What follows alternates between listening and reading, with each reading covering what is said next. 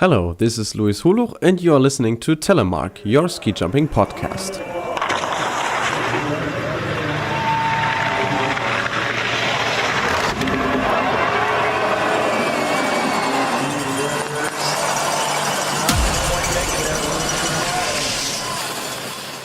Hello everybody and welcome to this week's episode of Telemark, your ski jumping podcast.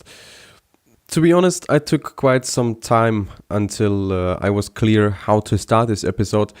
And I want to start this new episode with, first of all, saying thank you to the listeners, to the new ones especially, including Damien Maître, the head coach of France. Very happy that you tuned in and also left a like at the Facebook page.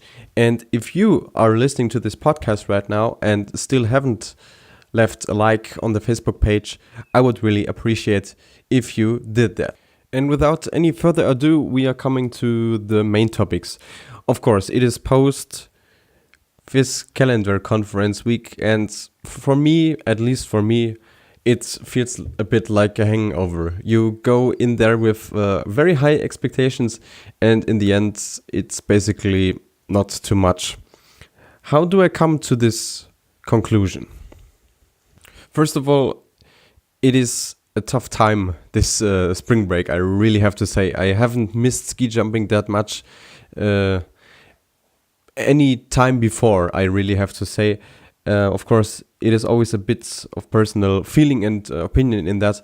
But other than that, the competition calendars absolutely do not convince me, I really have to say.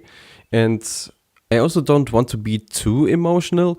So I would try to just sum up the facts and let you know why I'm not happy about this.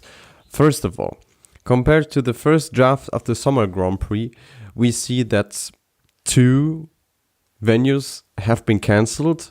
Almaty in Kazakhstan due to organizational reasons, whatever those are, and Tchaikovsky now as well.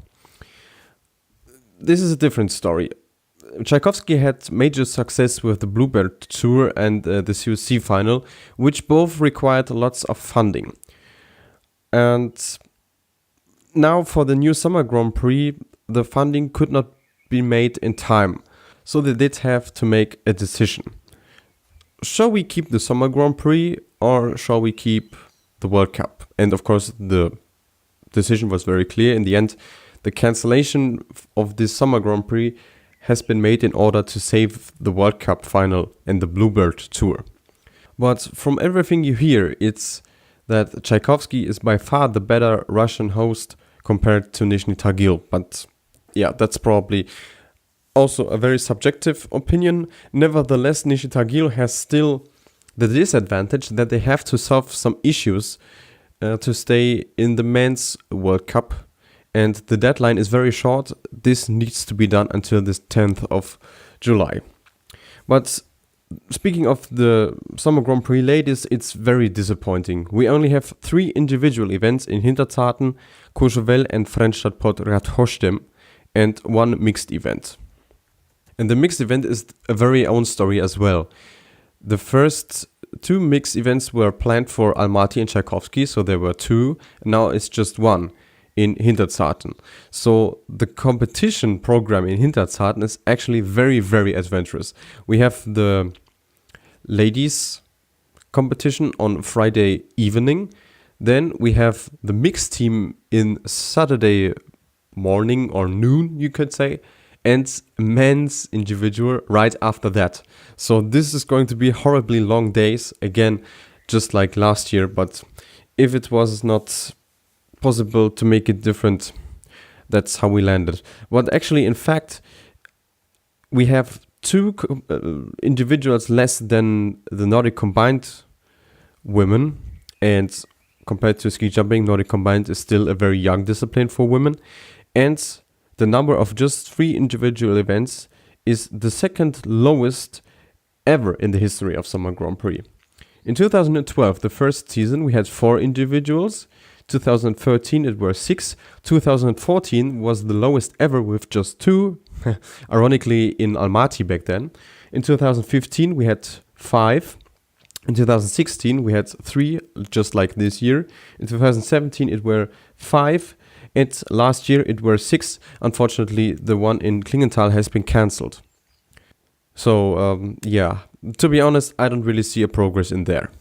And that's basically the conclusion for the Summer Grand Prix calendar. And interestingly, FIS said, well, there just have been made some minor changes in the competition calendars. This is one way to describe it.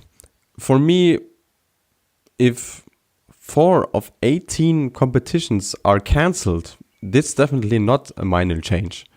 And if one mix that was not there before has been created, it's still not a minor change. It's actually a very, very big change. But who knows? I also spoke to some female ski jumpers, and I can tell you they were clearly not amused about what happened. Also looking at the World Cup calendar, the opening in Lillehammer was confirmed, but there's not going to be the Lillehammer Triple anymore. Also, there's a 1-month break between the last competition in December, which is just one in Klingenthal, and the first in the new year, which is going to be in Sapporo.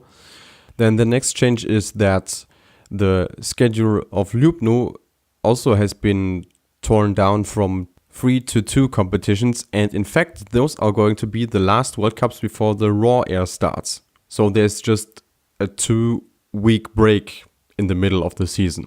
This is also not made up by the fact that the ladies are now going to receive 8 Swiss francs more of prize money, so 38 instead of 30 Swiss francs, which is still 62 Swiss francs less than the men.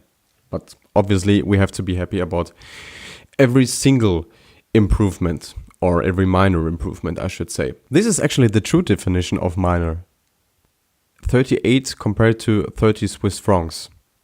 This is minor and not a totally changed competition program.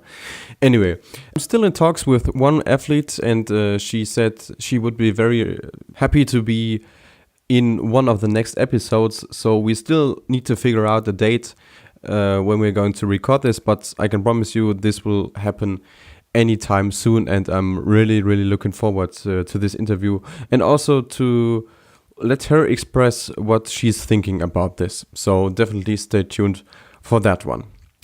And now we're doing a bit of a topic change. There is actually one fact that allows us a smooth transition from ladies to men, because for both the bad news has been that the World Cup in Iron Mountain has been cancelled due to the fact that they didn't reach the required standards in time. So the men's calendar actually has been adjusted slightly. After the Four-Hits tournament, the original program was Predazzo, Kulm, Zakopane, Sapporo, Villingen, Titisee Neustadt and Iron Mountain for February. And now from these events, Titisee Neustadt and Kulm have changed. So basically Titisee Neustadt is taking place 1 month earlier than actually scheduled, Kulm the opposite. And so the highlights are firstly the Four-Hits tournament, obviously, then the new established Titisee Neustadt 5, as I mentioned before, the Villingen 5, the Raw Air tournament, and last but not least, the Ski Flying World Championships in Planica.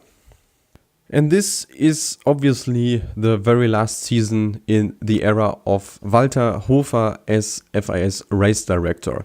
His replacement has been announced as well.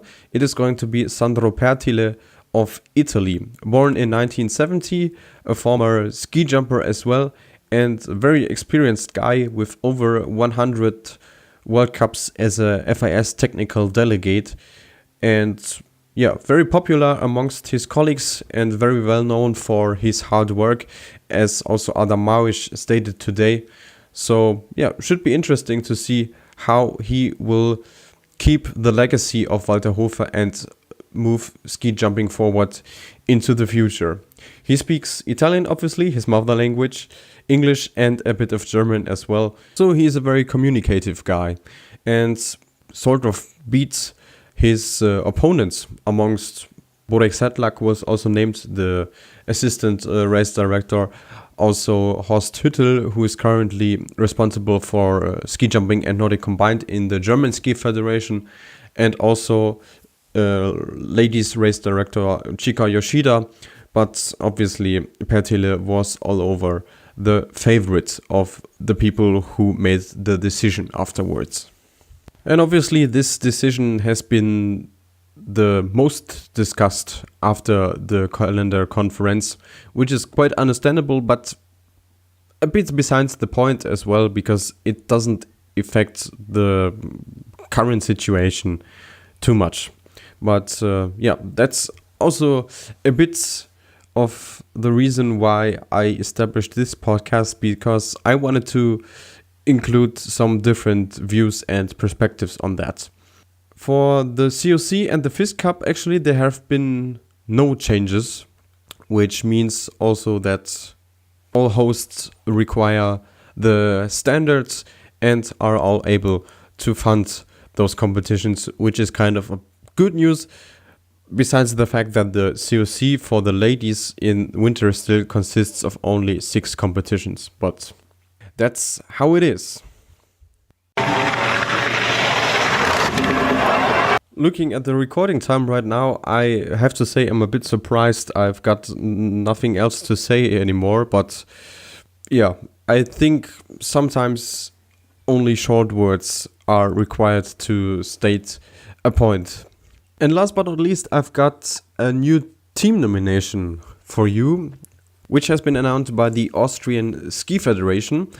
They stated that they will have 4 athletes in the new national team, 2 more than in the past season, which are going to be Eva Pinkelnick and Jacqueline Seifritzberger, besides Chiara Hölzel and Daniela Eraschko-Stolz, who actually holds a record because she is the only female ski jumper to be in a national team throughout the existence of this national team, because the Austrian Ski Federation actually was the first to establish this sort of team, which was in 2003.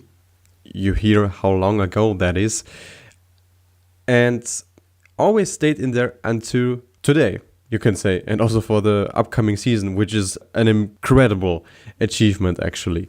Jacqueline Seifritzberger moves up from the A team, and Eva Pinkelnick even from the B team after her phenomenal comeback in the past season. The A team consists of Lisa Eder, who has been there before, as well as Marita Sarah Kramer, Claudia Purka, Elisabeth Raudaschel and Sophie Sorschak, who all move up from the B team. This is consisting of 2 jumpers, Julia Huber and Vanessa Moharic, who have been in there before.